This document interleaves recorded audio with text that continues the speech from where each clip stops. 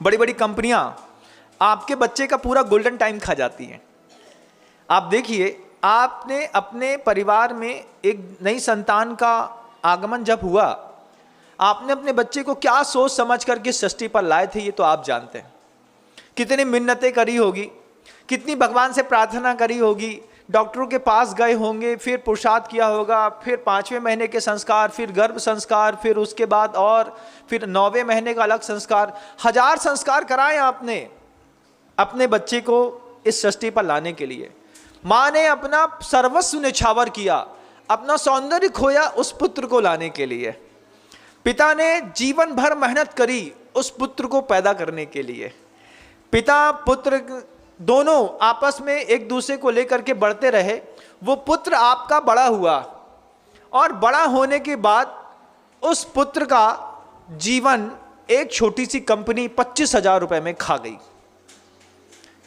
पढ़ाया लिखाया सब किया आपने बंधु अपने बच्चे को, क्या किया? स्वजीवते काम सुखे च तृष्णया, दिवा श्रमार्ता, दिन भर श्रम करता वो बेचारा बच्चा। कहता है दिमाग में, महाराज अभी हमारा 3.49 का पैकेज है। अब ये 3.49 क्या है भैया? 3.49 मतलब 3.5 लाख रुपए का, 3,49,000 रुपए का मात्र पैकेज है। बोलता कितना अच्छा है, 3.49 का पैकेज। और सोचिए आपने अपने बच्चे को कितने संस्कार लाड़ प्यार के साथ पैदा किया, पाला पोसा, अच्छे विद्यालय में उसको शिक्षा दिलाई, कॉन्वेंट स्कूल में पढ़ाया, इंग्लिश मीडियम में आगे बड़ा किया। बड़ा करने के बाद MBA CA CFA कराया, CA CFA MBA करने के बाद CS करने के बाद बच्चा कंपनी में जॉब करने लगा। अब क्या हुआ? वो बड़ी बड़ी मल्टीनेशनल कंपनियों ने आपका बच्चा मात्र 5 लाख रुपए के हिसाब से खरीद लिया। अब क्या किया? दिवा श्रमार्ता निशी सेरते प्रजा। आपने जिस बच्चे को 1000 पुण्य वर्गणाओं को एकत्रित करके पैदा किया, उस बच्चे का पूरा जीवन, पूरा दिन से लेकर के रात तक का गोल्डन टाइम कार्ड पंच करने में, लैपटॉप चलाने में निकल गया। ठंडी के दिनों में सुबह 8 बजे उठने तक की इच्छा नहीं होती। तब सर्विस सेक्टर में काम करने वाले जितने भी लोग हैं, नहाते हैं, तैयार होते हैं, गर्म कपड़े पहनते हैं, जैकेट लगाते हैं, हेलमेट डालते हैं, बाइक उठाते हैं, 8 बजे घर से निकल जाते हैं, 7 बजे ही निकल जाते हैं, जाने में 2 घंटा लगता है। 9 बजे to be must compulsory card punch करके कंपनी के अंदर होना है। तो उन्हें कार्ड पंच कर दिया। अब पूरा दिन, सोचो सुबह का सूर्य नहीं देखा था अभी उसने, पूरा दिन कंपनी के अंदर ऐसी बड़ी बड़ी लाइटों में लैपटॉप पे निकल गया। शाम को जब सूर्यास्त होने का टाइम आया तब 5 बजे आपके बच्चे को 6 बजे छुट्टी मिली। फिर उसने कार्ड पंच किया, गेट से सायरन बजा, एक साथ गेट खुला, हजारों वर्कर कीड़े मकोड़ों के जैसे बड़ी कंपनी से बाहर निकल गए। मालिक का काम करके मालिक घर में बैठा सो रहा है। हमने नौकर बाबू पैदा कर दिए। बाबू पैदा करने का क्या सुख मिला आपको बताइए? आपने बच्चा अपने लिए पैदा किया था, आपने बच्चा अपना परिवार, अपनी संस्कृति चलाने के लिए पैदा किया था। आपका बच्चा एक बड़े आदमी की कंपनी चलाने लगा। आपका पूरा गोल्डन टाइम दिन का, जिस दिन के अंदर रह करके आप बहुत कुछ कर सकते थे, एक कंपनी 4 लाख रुपए में खा गई, किसी का 5 लाख रुपए में खा गई। गिने चुने बच्चे हैं जिनका 20 लाख, 25 लाख, 50 लाख रुपए का पैकेज है बंधुओं। पूरे भारत में जितने युवा काम करते हैं उसमें मात्र 2% लोग हैं जिनका 20 लाख रुपए से ऊपर का पैकेज है, मात्र 2%। 98% बच्चे जो सर्विस सेक्टर में काम करते हैं उनका रेशो सिर्फ 3 लाख रुपए से लेकर के 9 लाख रुपए तक के बीच का है। और 9 लाख रुपए सालाना कमाने के चक्कर में आपकी पवित्र वर्गणाओं से पैदा हुआ वह बच्चा बेचारा पूरी कंपनी को अपना जीवन दे करके बैठ गया। पूरा दिन उसमें निकाल दिया। रात के समय में चुपचाप घर के अंदर आता है, अपने धर्म का छोड़ करके, अपने धर्म को छोड़ करके रात्रि भोजन करता है, आधे घंटे के लिए मोबाइल टीवी चलाता है, नींद आ जाती है, सो जाता है। उसको बड़ी सुखी है। दिवा समारता निशेरते प्रजा, क्या? स्वजीवते काम सुखे च तृष्णया। अपने जीवन के लिए, काम सुख के लिए 2 समय की सड़ी हुई आलू प्याज की सब्जी खाने के चक्कर में दिन का पूरा समय बर्बाद कर दिया। शाम को हिस्से में वही आता है। महिला ने तो बढ़िया अच्छी, वो तो महिला तो बहुत पुण्यात्मा थी तुम्हारी कि शाम को 6 बजे उसने अंथव करी और तुम्हारे लिए सड़ी सब्जी वहीं पे कढ़ैया में छोड़ दी। ये आएंगे रात को 9 बजे गरम करके खिला देंगे। तो वो पुण्यात्मा है, उस पुण्यात्मा के लिए आप मेहनत करते हैं। कैसी मेहनत करते हैं? उसका धर्म पल रहा है, उसके सारे संस्कार फलीभूत हो रहे हैं, लेकिन तुमने क्या किया? स्किल डेवलपमेंट के नाम पे MBA CA CFA करके जो बच्चे बड़ी बड़ी कंपनियों में जॉब करके अपने गोल्डन टाइम को पूरा वेस्ट कर देते हैं और अपने धर्म को भी वेस्ट कर देते हैं। माता पिता से मिलने का समय नहीं है। क्यों? सर्विस करनी है ना माँ, सैटरडे संडे को देखेंगे। अब सैटरडे संडे को माता पिता खुद ही बोल देते हैं, बेटा 5 दिन इतना मेहनत करता है, अब एक दिन भी अपनी पत्नी के साथ नहीं घूमेगा तो क्या जीवन है? ये कोई जीवन है क्या? तुम्हारे हाथ से तुम्हारा बच्चा जॉब लगते साथ ही क्या गया? अब सिर्फ सुख है। किसका सुख है? स्मृति का, अतीत का सुख है। कभी हमने अपने बच्चे को ऐसे पाला था। अब सुख है उसके माध्यम से नाम करवाने का। हमारा बच्चा सिम्बोसिस से IIT करके अभी एम्ब्रॉड में रह रहा है, अमेरिका कनाडा में। तुम्हारे हाथ में कुछ नहीं है।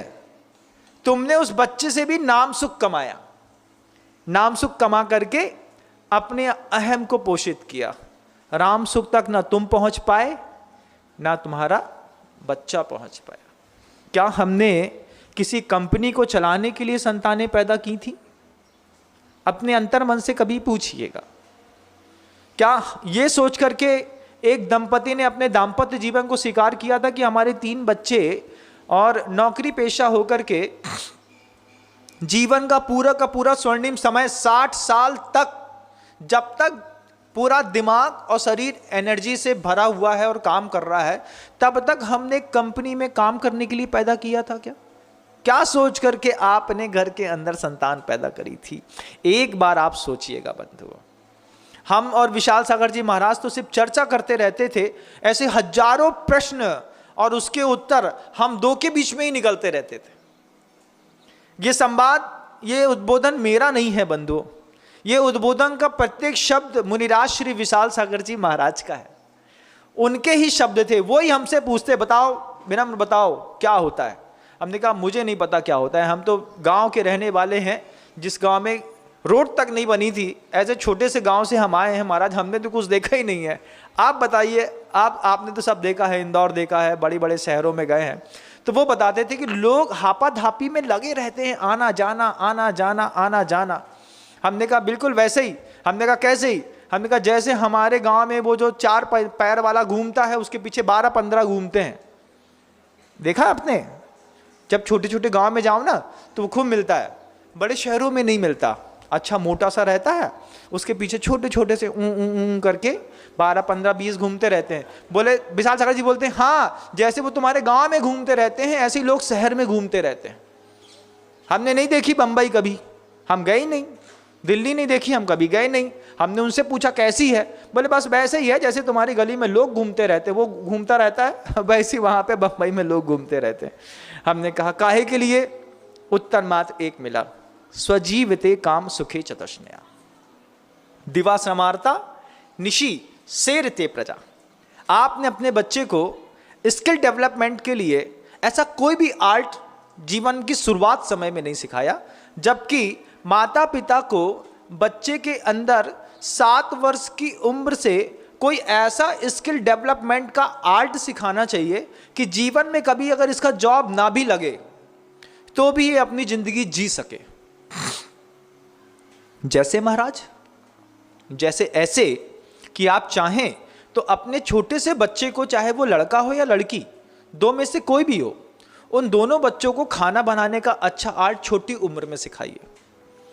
छोटा थोड़ा सा बड़ा होगा, उसको जिस दिन स्वाभिमान जगेगा, तो अगर आपके पास आर्ट है तो आपके उस आर्ट से वो अच्छा केक बना सकता है, अच्छी कोई दूसरी रेसिपी बना सकता है, और उसको इंटर ऑफ होम के माध्यम से, बाई किसी भी माध्यम से वो बेच करके व्यवसाय करके अपने स्किल डेवलपमेंट को कर सकता है। उसमें क्या है, हम घर के अंदर भी हैं, हमारा मंदिर भी है, हमारा धर्म ध्यान भी है, हमारे माता पिता भी हैं, सब हैं, और हम किसी के नौकर भी नहीं हैं। हम अपना बनाते हैं, जब हमें पैसे की जरूरत होती है हम 10 बनाते हैं, पैसे इकट्ठा करते हैं, अपना खाते हैं, पीते हैं, खुश रहते हैं। आप भोजन संबंधी नहीं सिखा सकते थे, आप कोई क्राफ्टिंग कार्ड सिखा देते, आपको इसको ड्राइंग सिखा देते। कितने अच्छे बेस्ट पेंटर्स हैं जो सिर्फ 3 दिन मेहनत करते हैं बंधु। हमने उनसे पूछा, कुछ तो हमसे भी जुड़े हुए हैं, हमारे पास आते हैं, हमने उससे पूछा एक कितने का, तो उसने बोला महाराज श्री 3 दिन लगता है और 3 दिन में एक पेंटिंग तैयार हो जाती है, और पेंटिंग तैयार होने के बाद हमने कहा बिकती कितने की है? बोले महाराज श्री जितने भी हैं नेचुरल कलर्स लगाए हैं, नेचुरल कलर्स की खासियत है कि 200 साल निकल जाएगा, कोई भी कलर फेड नहीं होगा। एक पेंटिंग की कीमत 80,000 रुपये। हमने कहा 3 दिन में 80,000? बोले नॉर्मल है महाराज जी, और उसमें भी महीने में सिर्फ 4 पेंटिंग बनाता हूँ। 4 पेंटिंग बनाया, बाकी फुल टाइम घर के अंदर अच्छे से धर्म ध्यान और मस्ती। हमने कहा ये तो बहुत अच्छा आर्ट है। तो हमने कहा फिर? बोले कुछ नहीं, सिर्फ 4 पेंटिंग। आप इस चीज को गंभीरता से लेकर के इस बात को अपने अंदर सोचिएगा कि आप अपने बच्चे को कॉन्वेंट स्कूल में भेज करके 7 सब्जेक्ट के माध्यम से उसको पता नहीं कौन सी अंधी दौड़ में फेंक दिया है। उस अंधी दौड़ से निकाल करके अगर आप अपने बच्चे को आप सिर्फ आचार्य विद्यासागर जी मुनि महाराज के चेहरे का चित्र बनाने की कला भी सिखा देंगे ना बंधुओं, तो आपके बच्चे का पूरा जीवन और पूरी जिंदगी निकल जाएगी। अभी परसों ही मैंने किसी को इस बात को कहा, खाने को नहीं है, भोजन नहीं है, ये नहीं है। हमने कहा कुछ मत करो, सिर्फ गुरुदेव के उस औदारिक शरीर के चित्र का चित्रांकन करना मात्र आप सीख लेंगे। एक एक चित्र की कीमत 20, 30, 40, 50, 70 हजार रुपए कब चली जाएगी आपको पता भी नहीं चलेगा, और कितने घरों में जाएगी महाराज जी। तो ये भी एक बहुत बड़ा, अगर आप सोचें तो बहुत बड़ा मार्केट है। अगर मान लीजिए जैन समाज के अंदर 1 करोड़ लोग हैं, मान लीजिए 50 लाख परिवार हैं जैन समाज के अंदर, आप क्या सोचते हैं आपके हाथ का सिर्फ फनकार के फन की कीमत है, हो सकता है उसी कीमत 500 रुपए भी हो, और वही पेंटिंग अगर आपने मनोयोग से पूरी बनाई है तो 3 दिन में आप 1 पेंटिंग, 2 पेंटिंग, 3 पेंटिंग बनाते हैं, कुछ भी करते हैं, एक एक पेंटिंग से आप 10-10, 20-20, 30-30 हजार रुपए आराम से कमा सकते हैं। ये क्या है महाराज? स्किल डेवलपमेंट, जिसमें आपका बच्चा आपके पास है, आपके बच्चे का धर्म ध्यान भी उसके पास है, उसके पास नाम सुख भी है, उसके पास दाम सुख भी है, उसके पास राम सुख भी है, और उसके पास काम सुख भी है। चारों सुख मिलते हैं अगर आपके बच्चे को आपने छोटी उम्र में कोई बड़ा तजुर्बा दिया है तो। लेकिन हमारे पास फुर्सत नहीं है, हमारे पास इतना समय नहीं है कि हम अपने बच्चे को कुछ क्रिएटिव एक्टिविटी को सिखा सकें। तो फिर हमने क्या किया है, हमने अंधी दौड़ में अपने बच्चे को, जैसे लोग लकड़ी में, चूल्हे की लकड़ी, आग में लकड़ी झोंकते हैं, ऐसे हमने अपने बच्चे को झोंक दिया। अब वो झुका हुआ बच्चा बेचारा 20 किलो का अपना बैग लेकर के जाता है, सुबह एक हाथ में बॉटल लेता है, एक हाथ में अपना टिफिन लेता है, 40 किलोमीटर दूर बस में सफर करता है, वहां से लौट करके आता है शाम को थका हारा। तुमने उसको सुबह का ठंडा चावल तल करके खिला दिया और बच्चे को डेवलप कर दिया, धीरे से बच्चा बड़ा हुआ, उसने MBA में सिलेक्शन हो गया और पूरी जिंदगी का गोल्डन टाइम एक कंपनी खा गई। आप चाहते तो क्या नहीं कर सकते थे, लेकिन इस तरफ हमारी दृष्टि ही नहीं जाती। कोई भी ऐसा, आज हैंड वर्किंग की कितनी बड़ी कीमत है आप सोचिए। अभी मिर्जापुर के ऋषभ कुमार जी हैं जो एक बहुत बड़ी इंडस्ट्री चलाते हैं, जिनका विदेशों में 27 देशों में काम चलता है बंधुओं। उन 27 देशों में काम चलने वाले, उनसे जब हमारी बात हुई तो कहते हैं महाराज श्री 2x2 का बैठने का एक बिछौना है, बिल्कुल हल्के धागे से बना है, लेकिन आसनी जिसको आप कहते हैं उसमें करीब 8000 हाथ से लगाई गई गांठें मात्र हैं। हर गांठ का मूल्य कितना है हमने पूछा तो वो बोलते हैं क्या सोच सकते हैं महाराज श्री आप बताइए, एक गांठ का मूल्य 1 रुपए। सिर्फ धागे में गांठ बांधने का मूल्य है, सही तरीके से गांठ बांधते बस धागे से बनती है। एक कारीगर को 1 2x2 का पीस बनाने का 8000 रुपए मिलता है महाराज श्री। 8000 से ज्यादा गांठें हैं। बिकता कितने में है? बोले विदेशों में हाथ के कारीगरी की इतनी कीमत है महाराज श्री, हम जो बोलते हैं उस रेट में बाहर चीज निकल जाती है। विदेशियों ने कभी नहीं कहा कि इसका दाम कितना है, क्योंकि जो समझदार व्यक्ति होता है वो कभी भी बहुमूल्य वस्तु का मूल्य नहीं लगाता, पूछता है बताओ देना कितना है।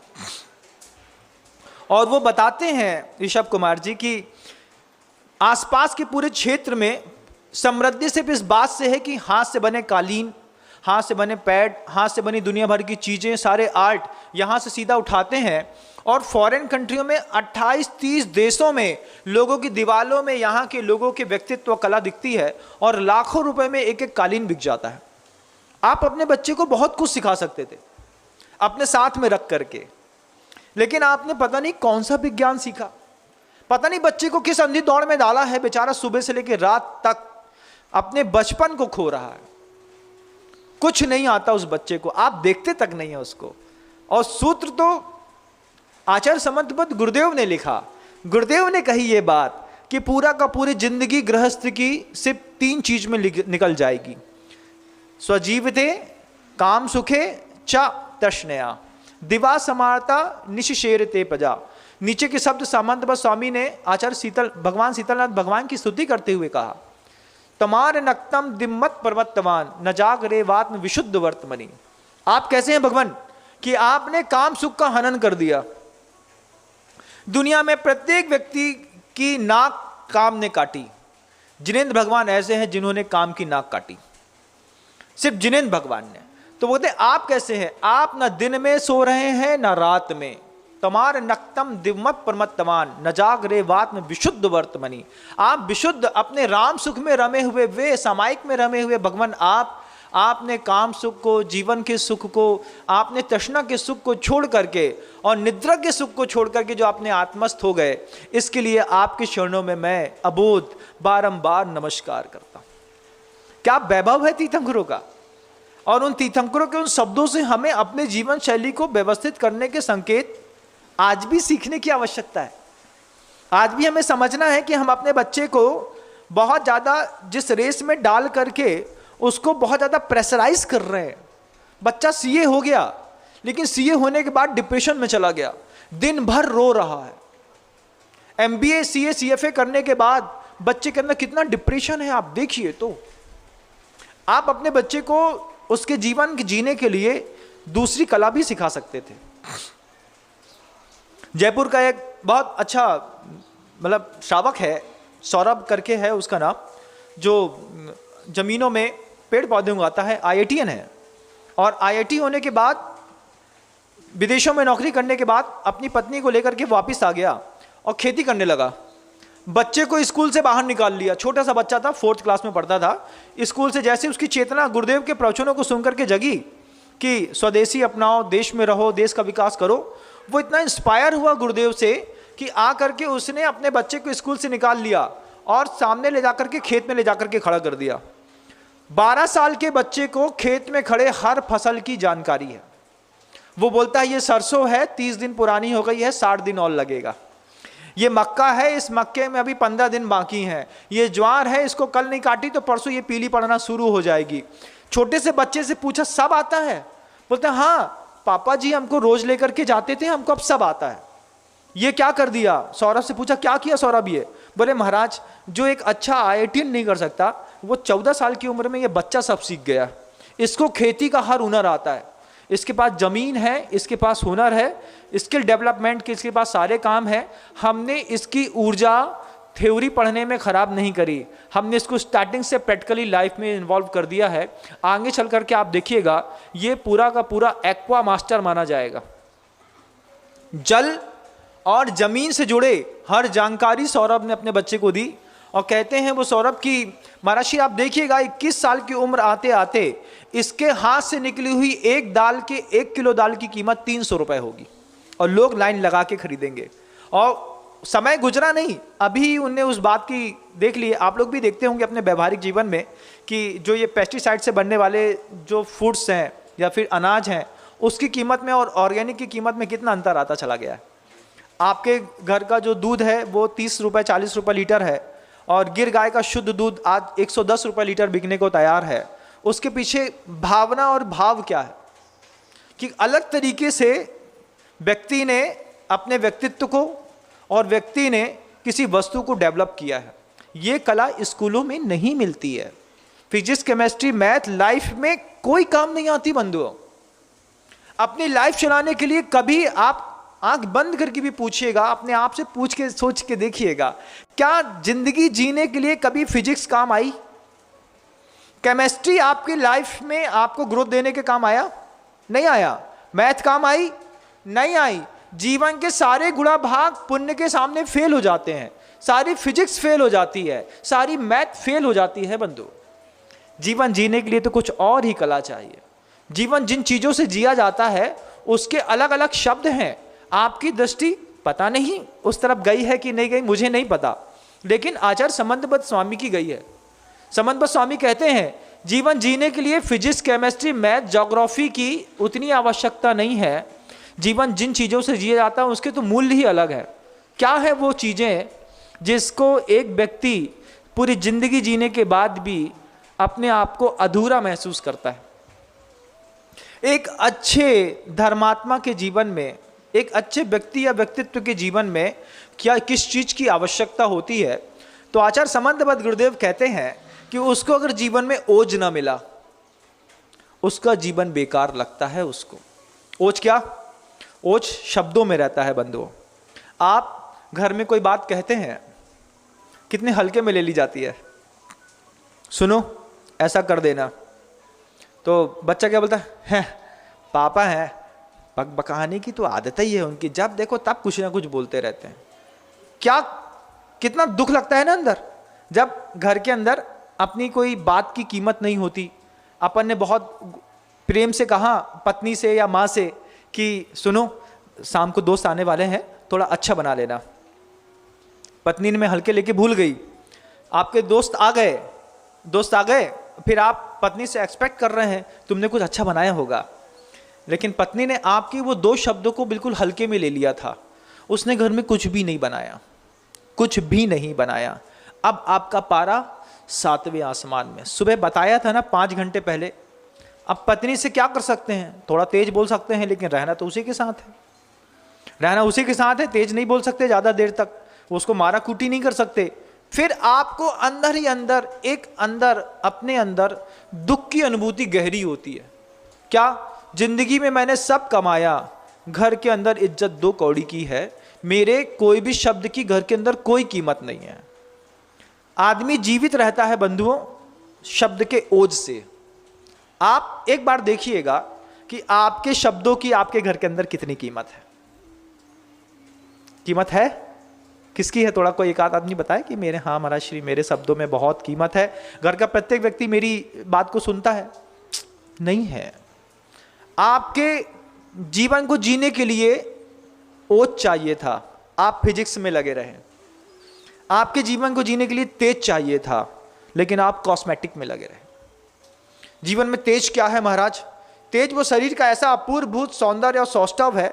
आप किसी 17 साल के बालक को देखिएगा, 17 साल के बालक की शरीर की जो स्किन है वो ऑटोमेटिकली ग्लो करती है। अपने आप उसके शरीर से जो पसीना निकलता है, उस पसीने से भी उसके शरीर में चमक दिखाई देती है। तो लोग दूर से देख करके बोलते हैं देखो क्या चमचमा रहा है। ये जरूरत थी आपकी, लेकिन आपके उस काम सुखे चतस्नया इसका दुरुपयोग करने पर आपके शरीर से आपका पूरा तेज चला गया। अब उस तेज की अपेक्षा में आप अपने जीवन को आर्टिफिशियल कॉस्मेटिक के बीच में डाल करके अपने तेज को मेंटेन करने के लिए आप एवरी टाइम तैयार रहते हैं। ये अतृप्त आकांक्षा नहीं है, ये जीवन का वो तत्व है बंधुओं जो आपको जीवन भर चाहिए था। आपको इसकी लालसा है, तब तो आप जाकर के किसी पार्लर में जाकर के अपनी हेयर स्टाइल चेंज कराते हैं, सेट कराते हैं, अपने आईब्रोज बनवाते हैं, अपने आप को और फ्रेश महसूस करते हैं, पाउडर लगाते हैं, लक्स साबुन लगाते हैं, पता नहीं क्या क्या लगाते हैं। तो क्या ये जिंदगी जीने के लिए? नहीं। इस जीव की एक अतृप्त आकांक्षा थी जिससे उसका जीवन चलता था कि मेरे जीवन में तेज हो, लेकिन आपके घर में, आपके शरीर में कोई तेज नहीं बचा। आपके गाल धस गए, यहाँ पे पिंपल्स हो गए बहुत बड़े बड़े, एक यहाँ से यहाँ तक 7, 8, 10 दाग दिखाई देते हैं।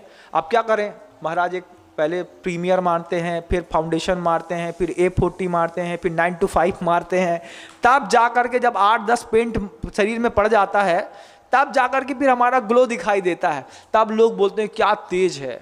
वो तेज सिर्फ जो चेहरा दिखाता है वो जानता है, अंदर से हम शून्य में खड़े हैं। वो गया कैसे जीवन से, शरीर से वो रौनक रंगत कैसे चली गई, और वही रौनक और रंगत गुरुदेव के एक एक अंग से कैसे झलकती है। आप देखिएगा, किसी को अगर अपने जीवन में कुछ पाना था तो आप गुरुदेव से देखिए कि ये क्या चाहत थी मनुष्य की, और जो चाहत थी वो उनको सब मिली है। हर एक शब्द के गुरुदेव की कीमत है, एक एक शब्द की। कोई उनके किसी भी शब्द की अवहेलना नहीं करता, हर एक शब्द को सिरोधार्य करता है। आपके हर एक शब्द की घर के अंदर अवहेलना होती है। उनके शरीर का सौंदर्य और तेज देखिए बंधुओं आप, कि पूरे शरीर में औदारिक दृष्टि इतनी पवित्र है कि उनके चेहरे के पसीने से आज भी उनका चेहरा किसी 16 साल के बच्चे के जैसा ग्लो करता है। उनको, जबकि ना उनको कुछ लगाना है, ना उनको कभी नहाना है, ना उनको कभी कुछ पोंछना पाछना कुछ करना है, उसके बावजूद गुरुदेव की पूरी औदारिक देह कैसी चमचमाती है। जितना आप लैक्मे का फाउंडेशन 9 to 5 लगा करके अपने आप को नहीं चमचमा पाते, उतना गुरुदेव का प्रत्येक अंग चमचमाता है। यह मनुष्य के जीवन की आवश्यकता थी, इसका भी एक अंदर भाव था। लेकिन उसकी तरफ न जाकर के हम अपने बच्चे को फिजिक्स केमिस्ट्री मैथ में बेचारे को फंसा के बैठ गए। वो फंसा है बेचारा, परेशान होता है, काम कमा, तुमने उसको वहां पे लगा दिया, क्या मिल रहा है सोचो आप। आपके बच्चे को, सबसे पहले आप अपने बच्चे को एक बार माता पिता को आत्ममंथन करके उसको टटोल लेना चाहिए कि हमारे बच्चे का बौद्धिक स्तर कितना है। हमारा बच्चा 99% लेकर के आने वाला है, हमारा बच्चा 70% लेकर के आने वाला है, हमारा बच्चा 30% वाला है, हमारा बच्चा 35% वाला है कि 20% वाला है। एक बार माता पिता बच्चे का ऑब्जर्वेशन तो कर लो, क्योंकि माता पिता हैं, पारखी नजरें हैं। ऑब्जर्वेशन करने के बाद बच्चे को छूट दे दो, बेटा 3rd डिवीजन भी आए तो चलेगा, लेकिन फेल नहीं होना। जब आप ऐसी छूट दे देते हैं, बच्चे का डेवलपमेंट शुरू हो जाता है। लेकिन आपने ऐसी छूट नहीं दी, आपने पकड़ तो लिया कि हमारा बच्चा 35% को लेकर के एवरेज है, लेकिन आपने उसको नॉन एवरेज स्कूल में भेज दिया, आपने उसको भुवंस में भेज दिया, आपने उसको बहुत अच्छे किसी और सेंट्रल पॉइंट में भेज दिया, आपने क्राइस्ट चर्च में भेज दिया, किसी भी बड़े स्कूल में जॉय में भेज दिया, और बेच करके माता पिता उस अतृप्त आकांक्षाओं की दौड़ में अपने बच्चे को घुसा दिए कि 35% का बच्चा था, मास्टर 100% ला के देगा। जब अंदर इनपुट में कुछ है ही नहीं तो आउटपुट कैसे निकलेगा, आप खुद बताइए ना। सबसे पहले आप अपने बच्चे का ऑब्जर्वेशन कर लेते, फिर जीवन कितना अच्छा होता। लेकिन हमने अपने बच्चे का गलत ऑब्जर्वेशन किया, पैसे के दम पे हमने नाम कमाने की सोची और अपने बच्चे के चेहरे से पूरा तेज गायब करा दिया। उसके अधिकारी माता पिता ही है बंधु। कितना मेंटल फ्रस्ट्रेशन रहता है जब बच्चा 1.5 नंबर कम लाता है। तब आप देखिएगा कि 10+2 के जब भी रिजल्ट खुलते हैं, पूरे के पूरे पुलिस प्रशासन को हर किसी नदी में, तालाब में अपने आदमी खड़े करने वाले पड़ते हैं कि आज 12वीं का रिजल्ट खुला है, पता नहीं कितने लोग आत्महत्या करने के लिए आएंगे। उनको आत्महत्या करने के लिए रिजल्ट ने प्रेरित नहीं किया, आप उसको लगातार 10 साल से प्रेरित कर रहे हैं, बढ़ो बढ़ो बढ़ो, आगे बढ़ो आगे बढ़ो, और पढ़ो और पढ़ो और पढ़ो। आपने इतना धक्का मारा है, बेचारा आपके माता पिता के धक्के खा खा के जब 12वीं में सिर्फ 3% से बच गया तो उसने सीधे सुसाइड कर ली। रस्सी की दुकानों से रस्सियां खरीदी जा रही हैं, आपको क्या पता कि किस लिए खरीदी जा रही हैं, कपड़े लटकाने के लिए कि लटकने के लिए। तो 12वीं का जब रिजल्ट खुलना होता है तब प्रशासन इतना चौकन्ना रहता है कि भैया रस्सी वाले से भी पूछ लो कौन कहां से क्या कैसा लेके जा रहा है। उन तक को इंस्ट्रक्शन दे दी जाते हैं, इतने mm की रस्सी तुम अभी 15 दिन नहीं बेचोगे। उनसे पूछा क्यों, बोले अभी घटना घटने के सबसे मैक्सिमम चांसेस हैं, पानी में डूबने के, ऑल आउट पी करके मरने के, सल्फास खाने के। मेडिकल स्टोर्स में बता दिया जाता है कि अगले 57 घंटे तक, अगले 75 घंटे तक आप सल्फास नहीं बेचेंगे। क्यों? बच्चा, किसने धक्का मार रहा है उसको, आत्महत्या के लिए प्रेरित कौन कर रहा है? आप, बेचारा आपका बच्चा। कितने पुण्य योग से संस्कार को लेकर के आपने पैदा किया, फिर उसको एक अनकही दौड़ में शामिल करा दिया। आप चाहते तो स्किल डेवलपमेंट का कोई काम उसको घर के अंदर सिखा सकते थे, इतना भागम भाग की कोई जरूरत नहीं थी। एक बच्चे को अच्छा पेंटर बना दिया होता। दुनिया में इतने सारे देवी देवताओं के मंदिर हैं, किसी भी देवी या देवता का सिर्फ वो पेंटिंग करना मात्र सीख जाता। आप सोचिए, क्या आपका बच्चा अपना जीविकोपार्जन नहीं कर पाता? कर लेता। लेकिन आपने उसको वो सब नहीं सिखाया, आपने उसको एक अलग कला सिखाई। Physics, chemistry, math, biology, PCM, ये करो वो करो, बेचारे सीए करो, सीएस करो, एमबीए करो, पता नहीं क्या क्या करो। बेचारा बच्चा हाथ से निकल गया। आज वहाँ पर किसी की जूठन खाता है, बम्बई में रहता है, भिखारी लोग भीख मांग करके रोटी इकट्ठा करते हैं, कलेक्टर ऑफिस में कहीं पे जाके कलेक्शन करते हैं। बेई रोटियां जो भीख मांग करके लाई गई होती हैं वो टिफिन वाले पैक कर देते हैं, उसमें सड़े हुए आलू टमाटर भट्टे की सब्जी रख देते हैं। हमारा बच्चा एमबीए में बम्बई में बड़ी कंपनी में जॉब करता है, टिफिन खा करके काम चलाता है। कभी उसने ये सोचने की कोशिश नहीं की कि रोटी कहाँ से आई है। भिखारी पसंद नहीं है, भिखारी के हाथ की रोटी खाने में कोई आपत्ति नहीं है, क्योंकि देखा नहीं है। ये जीवन शैली है बंधुओं आप लोगों की। आप इस तरीके का जीवन जीने में अपने आप को कितना महारथी बना करके बैठ गए। आप अपने बच्चों को आप सोचिए कि कैसी कैसी परिस्थितियों में आपने अपने बच्चे को खुद झोंक दिया है। एक बार अपने बच्चे का ओरिजिनल ऑब्जर्वेशन आप खुद कर लीजिए ना। मंथली टेस्ट होते हैं, यूनिट टेस्ट होता है, डे बाय डे टेस्ट होते हैं। आप पिछले 6 महीने के टेस्ट के माध्यम से अपने बच्चे का एक बार ऑब्जर्वेशन करके उसका एवरेज निकाल लीजिए कि हमारा बच्चा 61% पास आउट है। आप पढ़े लिखे हैं, आप एवरेज निकाल लीजिए, फिर बच्चे को परमिट अलाउ कर दीजिए। 65% से कम आए तो घर के अंदर ये सुविधा नहीं मिलेगी। लेकिन आप 90, 95 और 100% की अपेक्षा मत रखिए। बेचारा 12वीं क्लास में सुसाइड के लिए चला जाता है सिर्फ माता पिता के कारण, और उसके पीछे का मात्र एक सूत्र है, दिवा समारता निशित सेरते प्रजा, कि वो दिन भर उसको काम सुख चाहिए है जीवन में। इसलिए आपने बच्चे को भी झोंक दिया, बेटा तुम्हारी इंद्रिय का सुख कैसे मिलेगा, पत्नी कैसे मिलेगी, तुमको खाना कैसे मिलेगा, लोग तुमको कैसे अच्छा मानेंगे, तुम्हारा नाम कैसे बढ़ेगा, इसलिए पढ़ो पढ़ो पढ़ो पढ़ो। पढ़ पढ़ के अपने बच्चे को झोंक दिया। और फिर यहाँ पे साधु के पास आकर के बोलते हैं, महाराज एक ही बच्चा था, उसने सुसाइड कर ली, हम क्या कर लें? आत्महत्या के प्रेरित तो आपने ही किया है, नहीं किया? आप जो सुनने वाले हैं बाहर बता दें कि हमने आत्महत्या के अपने बच्चे को प्रेरित नहीं किया। आप जब उसको महंगे से महंगे स्कूल में डालते हैं और जब अपनी वो उम्मीद से ज्यादा इच्छाएं और अपेक्षाएं बना लेता है, तब दुख नहीं होता? होता है। आपने बुढ़ापे की लाठी अपने बच्चे को खुद तोड़ी है आपने।